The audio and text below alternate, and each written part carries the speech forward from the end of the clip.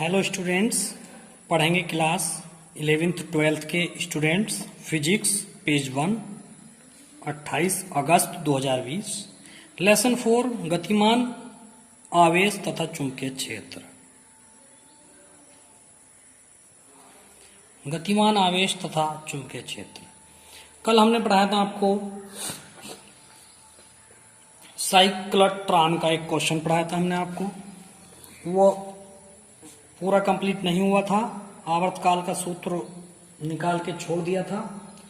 उसके बाद आगे के लिए किस प्रकार से होगा, देखिए आवर्तकाल का सूत्र हमने सिद्ध किया था 2πm/qb।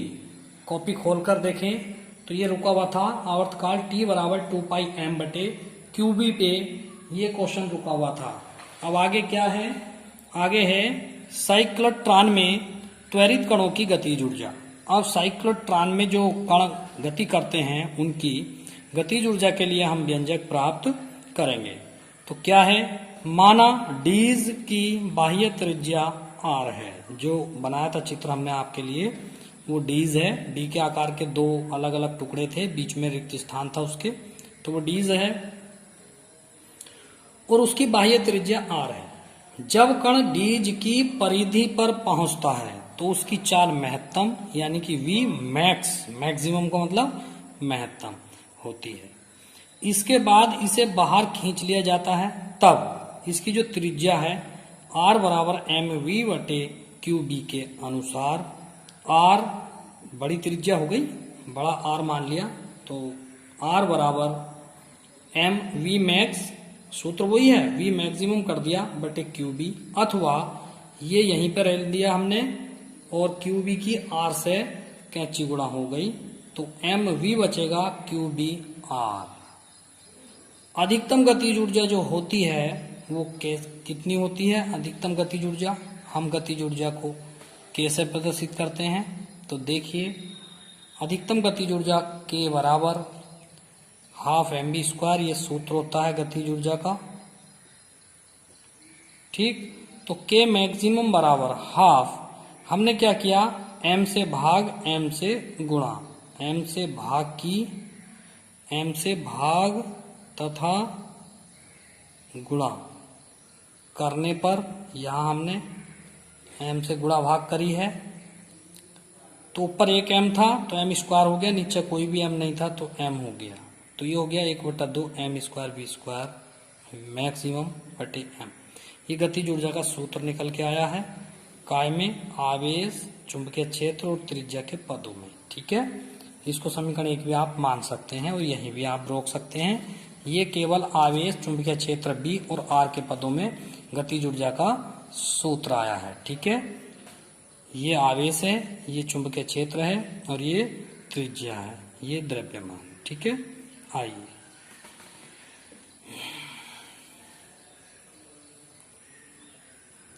देखिए, यदि दोनों डीज के बीच लगाया गया विभवांतर V,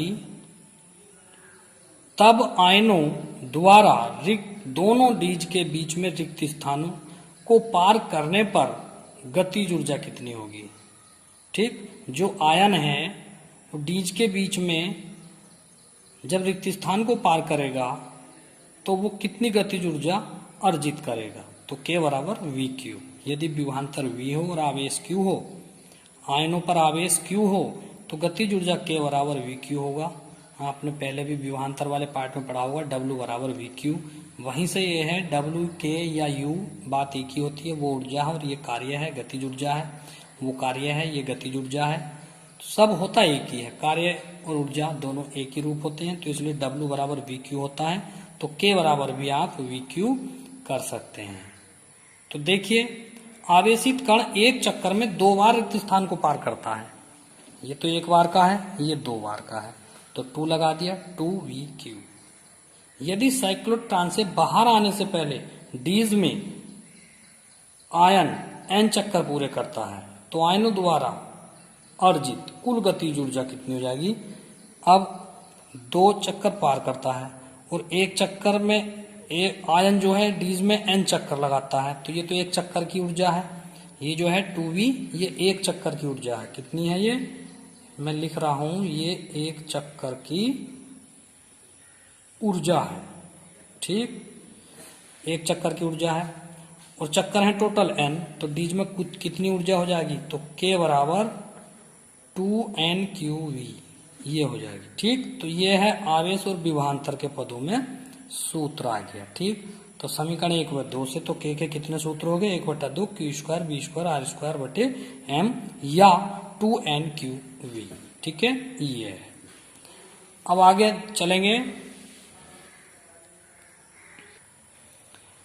अब बात करते हैं साइक्लोट्रॉन की परिसीमाएं।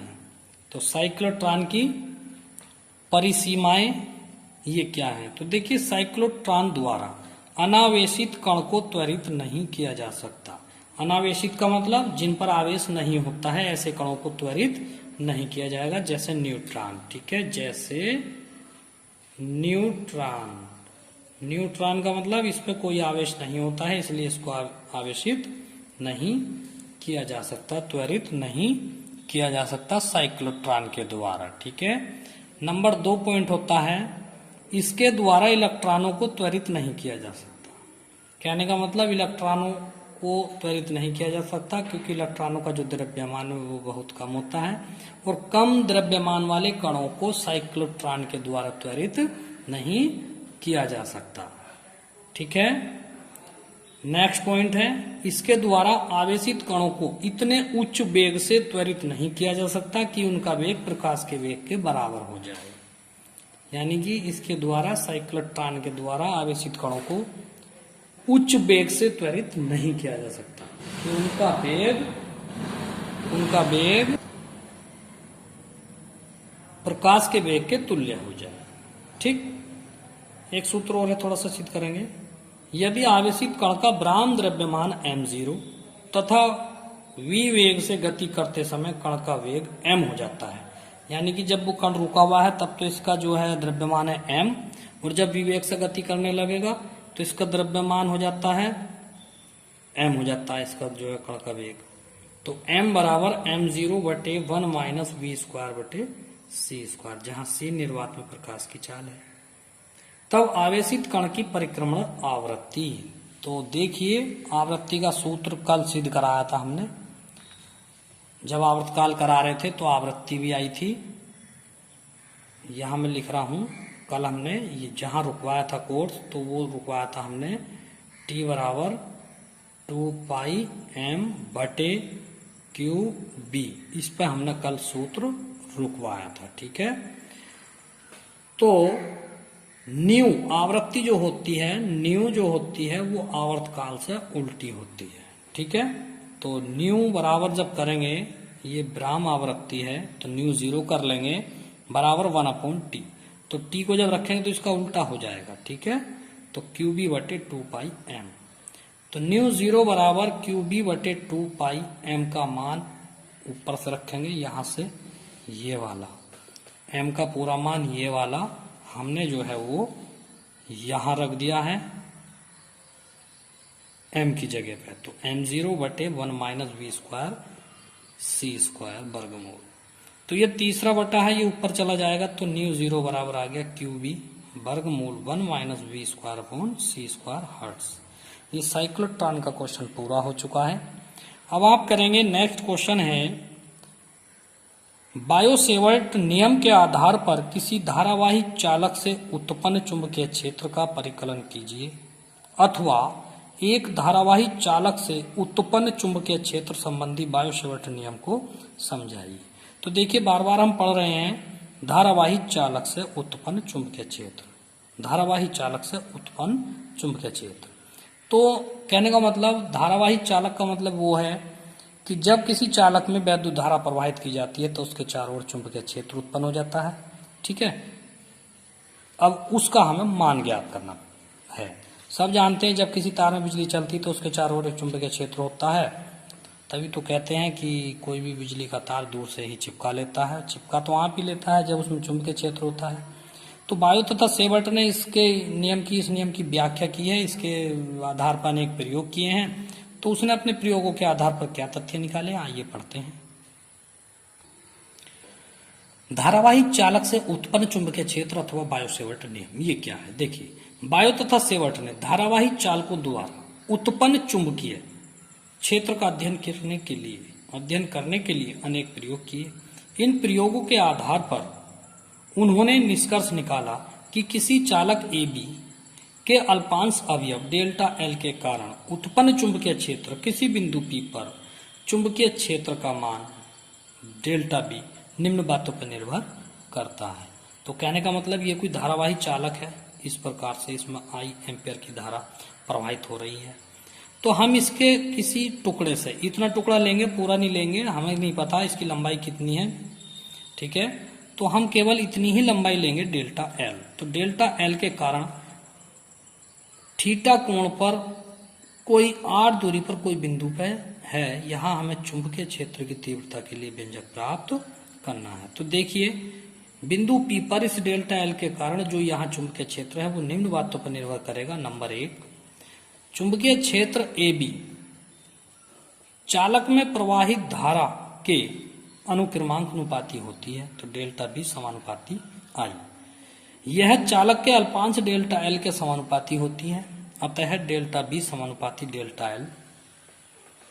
ठीक, यह चालक के अल्पांश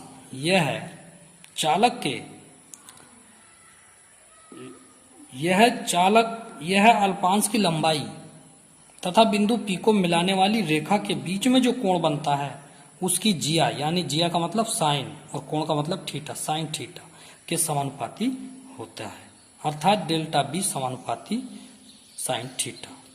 यह चालक के अल्पांश की लंबाई तथा पी के बीच की दूरी आर के वर्ग के व्युत्क्रमानुपाती होती है, यानी कि बीच की जो दूरी है ये उसके उल्टा होती है, तो डेल्टा बी समानुपाती 1/r²। उपरोक्त संबंध, चारों संबंधों को एक साथ मिला दीजिए आप, तो डेल्टा बी समानुपाती आई डेल्टा एल साइन थीटा बटे r²। इस संबंध को बायो-सेवर्ट का नियम कहते हैं। आइए आगे चलते हैं। बायो-सेवर्ट नियम कहते हैं आगे, यदि चालक निर्वात अथवा वायु में हो, तो देखिए ये समानुपाती का चिन्ह हटाएंगे तो एक नियतांक आएगा, इसको बोलते हैं μ0/4π आई डेल्टा एन साइन थीटा बटे r²। ये सूत्र आ गया है, जहां μ0/4π एक नियतांक है, इसका मान 10⁻⁻ के साथ टेस्ला मीटर प्रति एम्पियर होता है। आज के लिए इतना ही काफी है, बाकी कल पढ़ाएंगे, ठीक है। Thank you. विशेष सूचना ये है सभी बच्चों के लिए, 11, 12, 9th, 10th सभी के लिए एक सूचना दी जाती है कि ये समझ लो कि 29 तारीख से सभी बच्चों को एडमिशन कराना बहुत अनिवार्य है, 29 तारीख से पहले, क्योंकि 29 तारीख यानी कि 28 तारीख के बाद केवल उन्हीं बच्चों को ऑनलाइन क्लास दी जाएगी जिन बच्चों के एडमिशन कॉलेज में हो जाएंगे। बाकी बच्चों को ऑनलाइन क्लास नहीं दी जाएगी, उनका नंबर ग्रुप से निकाल दिया जाएगा। केवल उन्हीं बच्चों को ग्रुप में ऐड किया जाएगा जिनके एडमिशन हो चुके हैं। 9th से 12th तक के बच्चों को ये सूचना दी जाती है कि 28 तारीख के बाद केवल उन्हीं बच्चों को ऑनलाइन क्लास दी जाएगी जिनके एडमिशन विद्यालय में हो चुके होंगे। तो सभी बच्चे अपने एडमिशन 29 तारीख से पहले करा लें। Thank you.